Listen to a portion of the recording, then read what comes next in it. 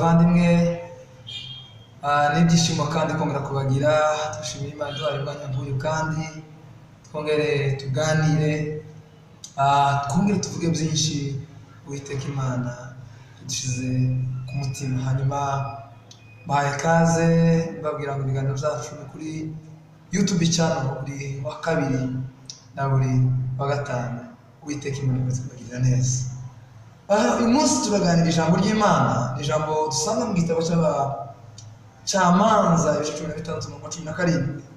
Hanyuma kandi ubonye umwanya arasoma igitabo cya Yakobo igice cya 21 ndetse kugeza ku 24. Hanyuma ijambo tugiye kuganira, ijambo rivuga ngo ntugacogore gukorera Imana. Mu gitabo cy'Amanza aravuga ngo nuko Delila Samusoni abwira Delila ibyari mu mutima we wose. Avuga ngo ibyari kuva navuga ntacuma cogosha canciye ku mutwe. Avuga ngo rero unyogoshe ukankura umusatsi nocogora nkamera nk'abandi bose. Mu bwiza ari mu mutima wiwe nuko ashobora gukomeza kumubaza, kuko Delila arimo amubaza ibyari igituma Samusoni atabasha kuneshwa atsindwe.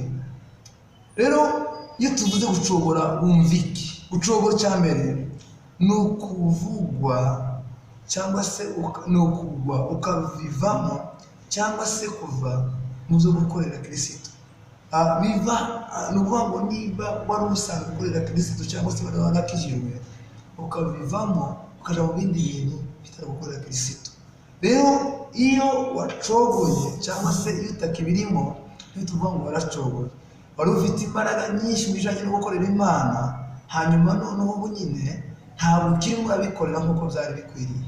Bivuze ngo rero iyo utakibikomeje tuvuga ngo waracogoye. Niki rero gituma umuntu acogora? Ubwo tuvuze gucogora, icya mbere icyaha kidutandukanya n'Imana. Umuntu iyo akoze icyaha usanga ataye ubusabane bwiwe n'Imana. Icya kabiri, iyo umuntu afite ubuzima bw'amasengesho bukeye, uwo muntu usanga gucogora biba byoroshe cyane. Ikindi kandi kudasoma ijambo ry'Imana, kuko ijambo ry'Imana turiyigiraho tukadukuza rikatugeza mu kigero cy'agakiza gishitse. Rero iyo tudasoma ijambo ry'Imana usanga n'ubundi ducogora cyangwa se dukomeza dusenga ariko nyine ugasanga dufite mu mwuka. Rero bigatuma gucogora zoroha cyane mu buzima bwacu. Ni byinshi cyane ko tuvuge icyanyuma kuko dufite byinshi cyane. Ikindi cya kabiri ni ukudakoresha ubasha twahawe nk'abantu. Biravuga ngo twahawe ubasha bwo gufunga no gufungura, twahawe ubasha bwo ngo tuhindure abantu bose kuba bigishwa bwa Yesu. Rero iyo tudakoresha ubwo bubasha, rimwe na rimwe turacogora tugasanga dukoreye mu mpano zacu. Kandi kudakorera mu mpano nayo iyo ni zimwe mu zindi bice bituma umuntu acogora. Ingaruka rero zo gucogora ni izihe? Ubundi iyo tuvuze gucogora bigenda bigira ingaruka. Gucogora cya mbere bituma uva mu bwiza bw'Imana wacogoye.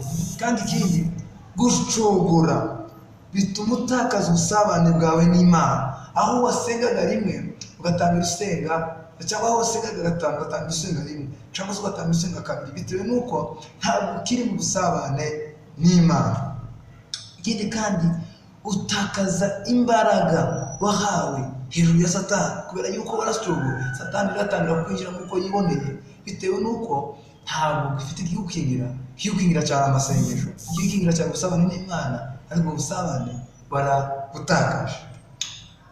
Ikindi kandi usanga rimwe na rimwe wacogoye kuko warwanyaga Satani, ariko noneho utangira kuba umwanzi w'Imana, aho Imana noneho itangira kurwanya ubwayo, kuko ntabwo utangiye kurwanya rero ubutumwa bwiza. Utangira kurwanya ubutumwa bwiza rero Imana wavugiraga ugatangira kuyirwanya, ugatangira kuba opoze n'Imana. Rero bavandimwe, twirinde gucogora kugira ngo tugere kuri byinshi bikomeye. Hanyuma n'ikiro twavuga ngo twirinde gucogora, icya mbere tugomba gusenga ubudasiba.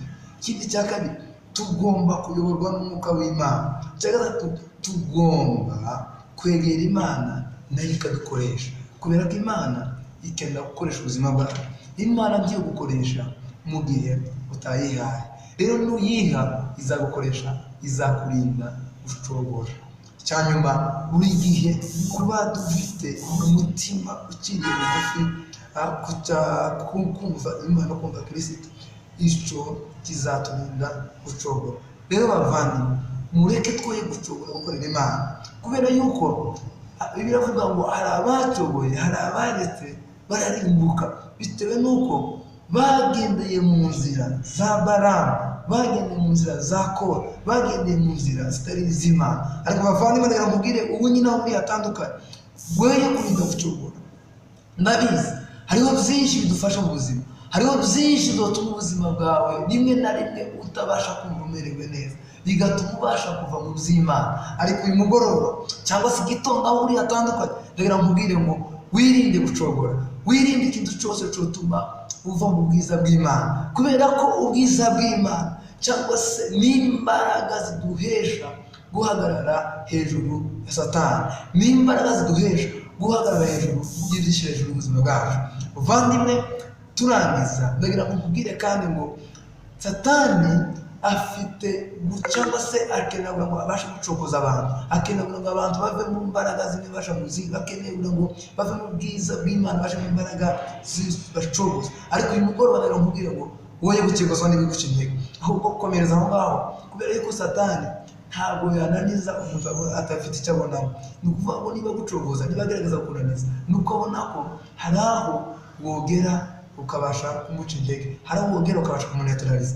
Ariko harahirwa uwihangana ahageza gupfa. Imana bagire neza. Hanyuma twoye gucogora, twoye gucogozwa n'ibyo turi gucamo, ahubwo duhagarare dushikamye, dutsinze uburiganya bwa Satani. Imana bagire neza. Rero murakoze cyane, ndabakunda cyane.